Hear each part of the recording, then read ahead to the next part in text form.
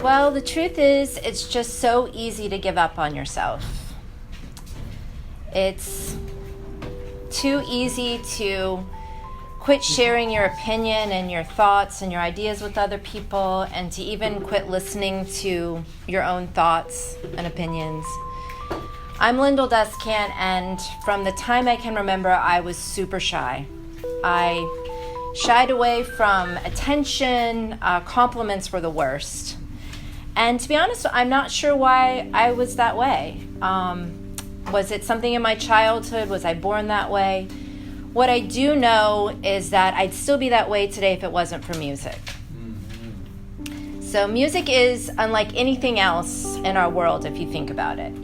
It's vibration, it's frequency, it's language, it's communication, it's emotion, it's mathematics, which is said to be the language of our universe. And the more you study the music, the more you realize it's magic.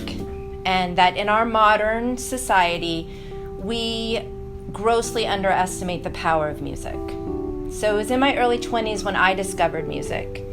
It was amazing that I, at that point, had made it all the way through the university system, graduating cum laude from A&M, and had no idea what I wanted to do with my life, what my interests were, what my talents were, and what I could contribute. So when I came across music, it became a bridge for me. It was something that bridged that still quiet voice in my heart with my outside reality. And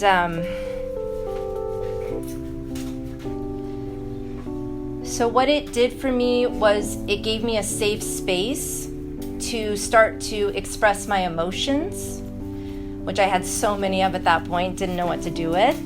It also gave me a place to start to contemplate some of the deeper questions that interest me, like, why are we here? Where do we go at night when we dream? You know, at water coolers and at parties, nobody wanted to talk about this stuff with me. And in particular, one of the big questions was, why was I so afraid to live? And so night after night, when I got off of my corporate job, I would sit down at my keyboard on the weekends, and I started to learn how to translate the music and the thoughts that were in my head into music.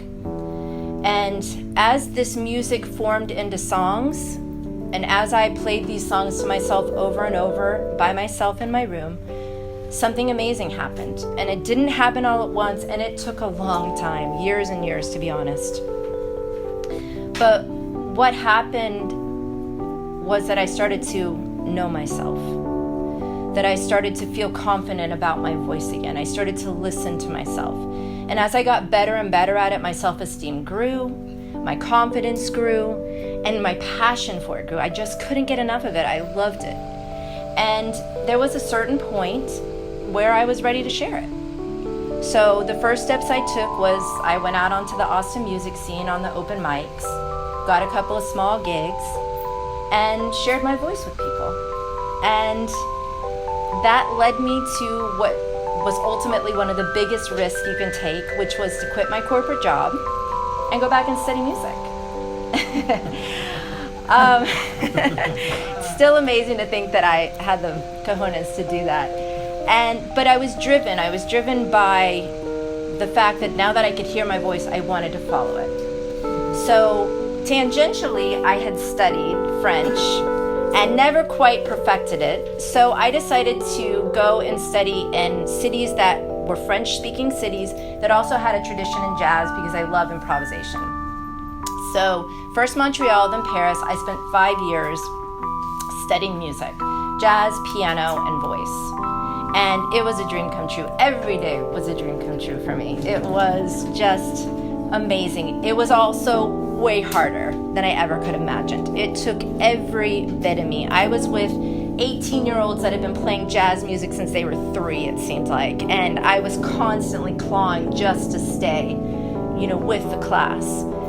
But there was something that motivated me through all of it, and that was that I had had an example I had seen my whole life of somebody who loved their work, went every day, was happy to go to work every day, and on top of that, it believed in what he was doing. It was helping people, and that was my father. And so every day I felt myself closer to realizing that for myself, to having a career that I loved, that I believed in, and that was helping people. And so it's been 15 years now since I've been back in the States working as a professional musician and music teacher. And I got to split my time, still living my dream, between playing music and teaching music. And it was always important to me to do that because when I was out playing on the music scene, that made me a better teacher. And when I was teaching music every day, that made me a better player. So the two went hand in hand in balance. But for the sake of time, I just like to speak about teaching. And for me, that opportunity of getting to work with other people, students of all ages, from all socioeconomic backgrounds, from many different cultures, from many different countries even. But I found that music for them did the same thing that it did for me. It was that same bridge to help connect their inner worlds with their outer world.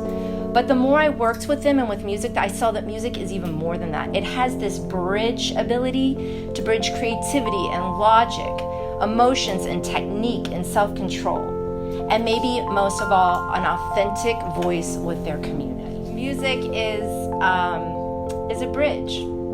And whether you're spending time listening to music, studying music, or playing music, it's time well spent because music is a bridge from you to you. Thank you.